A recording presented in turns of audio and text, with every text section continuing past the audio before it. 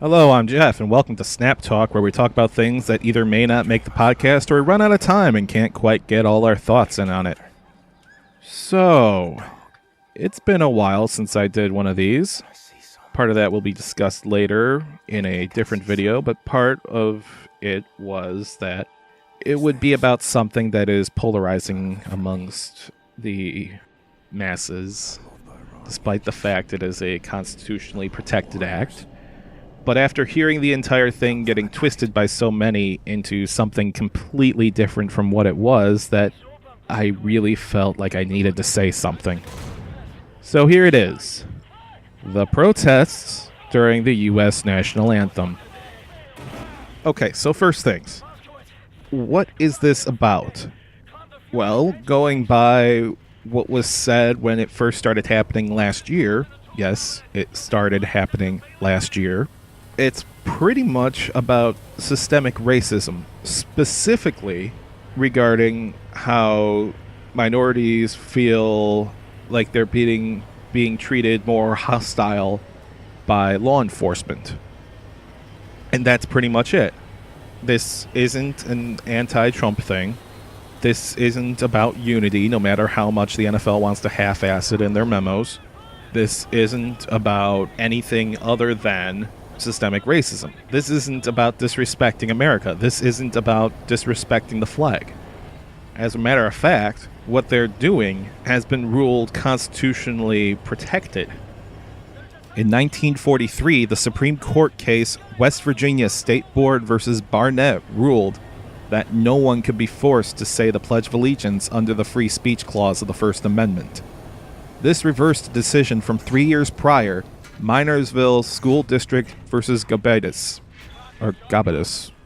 I'll just put the word up here, which forced Jehovah's Witnesses to perform the pledge despite it going against their religion. This case is also used as defense for those that are taking a knee during the anthem. Now, some will argue that a law is on the books saying people need to stand for the anthem. And while there is a law on the books about the anthem, there is an important word in the law that allows people to not follow it. The word is should. Not need to, not will, but should. Should is still optional. That's something that needs to be reminded to people who are saying that what's going on is un-American. There is nothing within the Constitution or any law that's on the books that was upheld by the Supreme Court that says you have to stand for the national anthem. There's something that says that you have to take part in it whenever it happens.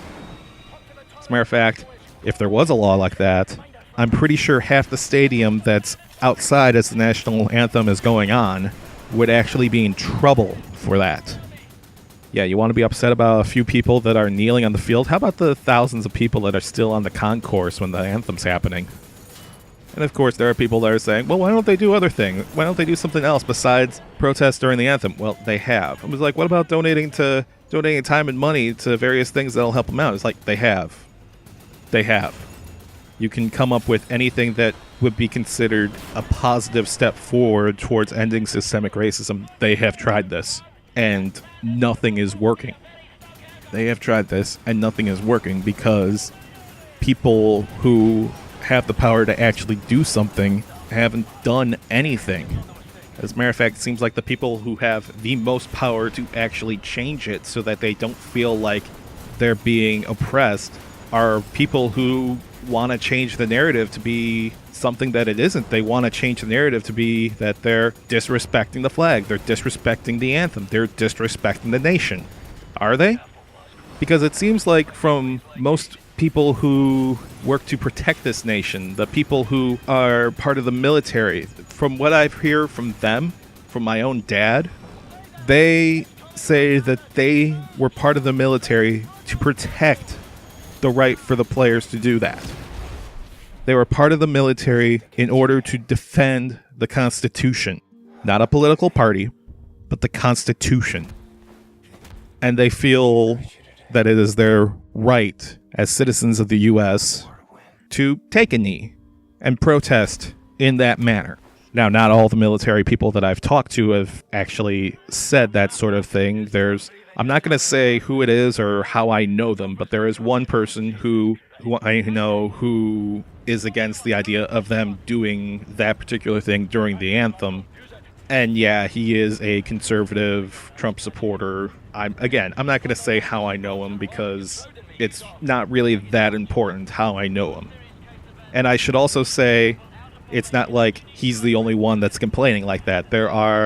I'm sure that there are other military Trump supporter and conservatives who think just like that.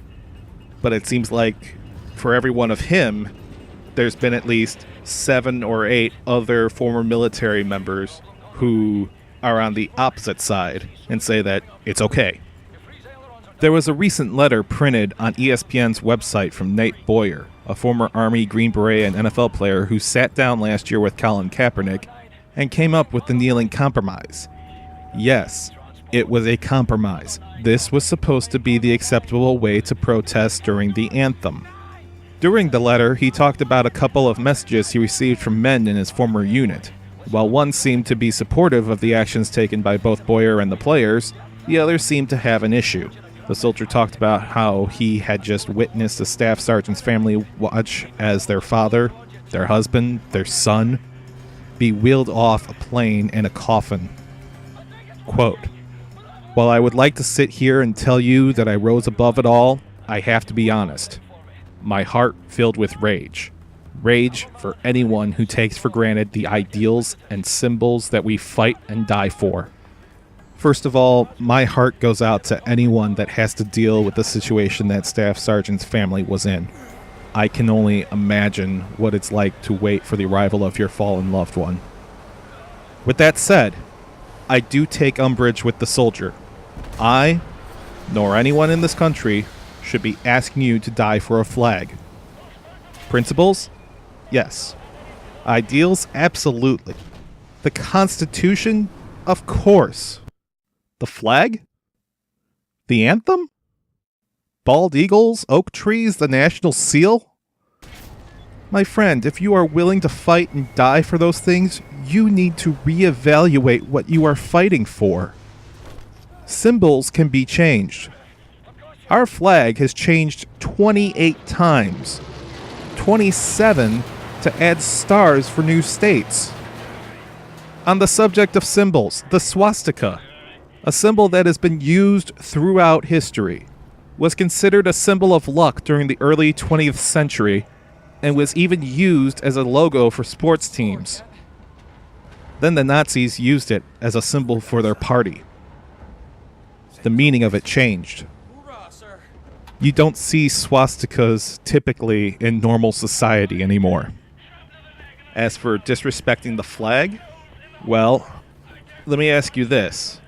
Is it more disrespectful to protest using a flag or to use the flag to sell merchandise?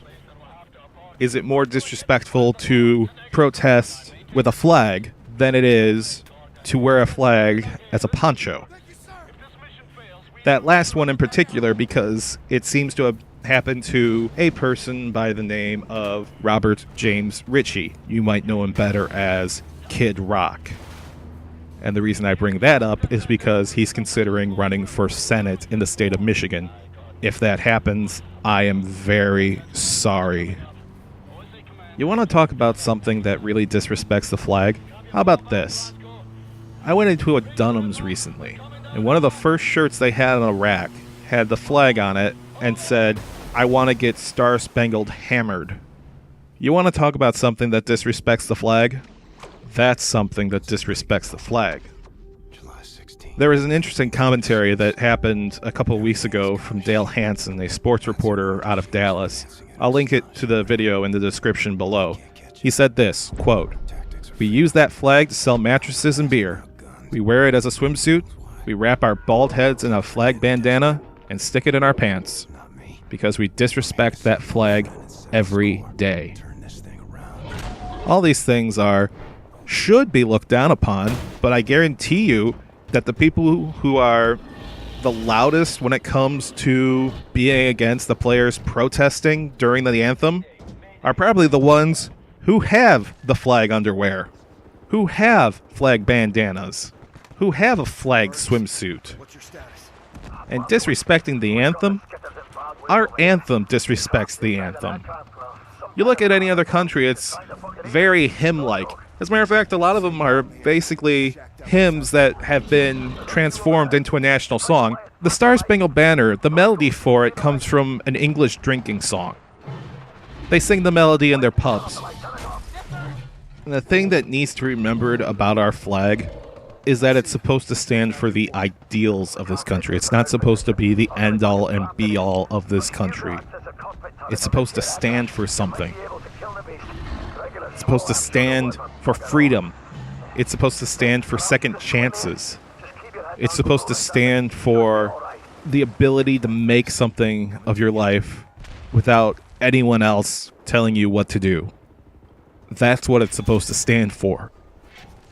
The flag should always be something that is representative, not something that is the final thing, something that is the ultimate thing. When you start putting things ahead of the ideals they're supposed to represent, you start to have a problem.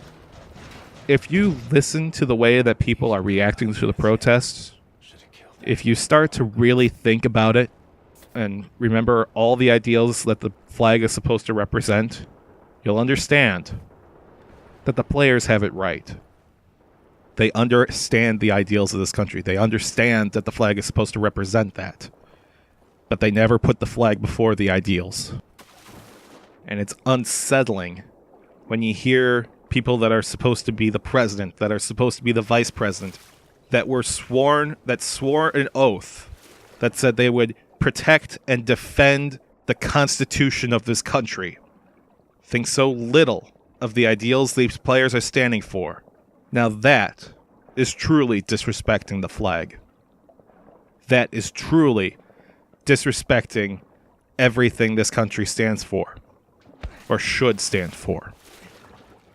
Everything we've been taught that this country stands for. Everything we say this country stands for. You want to point a finger of blame as to who's disrespecting the flag? Point it at the people who aren't listening to the protesters. Because quite frankly, if someone were doing that and I were in a position of power, I'd want to know what the heck is going on. And I want to know how I could change it. So, yeah, that'll be it for this episode. I promise the next one will be less divisive. As a matter of fact, I have that one all written up. I'm about to record it. If you liked what you saw, please like, comment, subscribe, and share with others. If you have a different opinion to what was stated, feel free to comment down below calmly. Debate is welcome. Insults are not. If you have an idea for another Snap Talk, leave a suggestion below, and if I feel like I can get enough material together, I may talk about it in a future episode. The featured game today is Wolfenstein: The New Order. Because fuck Nazis. I'm Jeff from Some Nerdy Arguments, and I'll talk to you soon.